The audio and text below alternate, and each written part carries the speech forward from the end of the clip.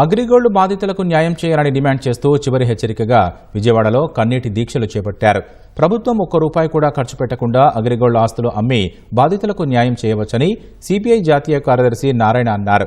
Special purpose vehicle పేరిట committee ఏర్పాటు చేసి అగ్రిగోల్డ్ ఆస్తులను వేలం వేసి బాధితులకు న్యాయం చేయాలని అగ్రిగోల్డ్ బాధితుల సంఘం గౌరవ అధ్యక్షులు ముప్పాళ్ల నాగేశ్వరరావు డిమాండ్ చేశారు.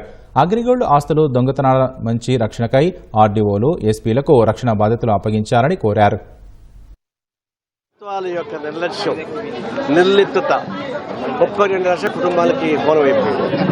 ఇప్పుడు వాళ్ళు ఇల్లీగల్గానే లీగల్గానే సంపాదించిన తర్వాత మా దృష్టికి వచ్చిన తర్వాత గతంలో ముఖ్యమంత్రిగా చంద్రబాబు నాయుడు వచ్చినప్పుడు మేము ఒక మాట చెప్పాము, అయ్యా వాళ్ళు ఇవ్వాల్సిన 7,000 కోట్ల రూపాయలు, కానీ దాని ఆస్తులు మొత్తం లెక్కేస్తే 21,000 కోట్ల పైన ఉన్నాయి, ఇంకా ఇప్పుడు పెరుగుంటాయి. మరి అట్టినప్పుడు ఆస్తులు ఎక్కున్నప్పుడు దీన్ని మీరు పరిష్కారం చేయలేరు. ఈ కన్నీటి దీక్షలు 10.5 సంవత్సరాల పోరాట అనంతరం తుది హెచ్చరిక చేస్తున్నాం. అగ్రిగోల్డ్ ఆస్తులు ఉన్నాయి.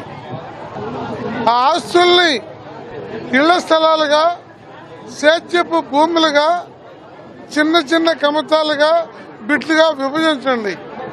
వాటిని బాధితులకి వాళ్ళ సొమ్మును బట్టి ఆక్షన్ పెట్టండి.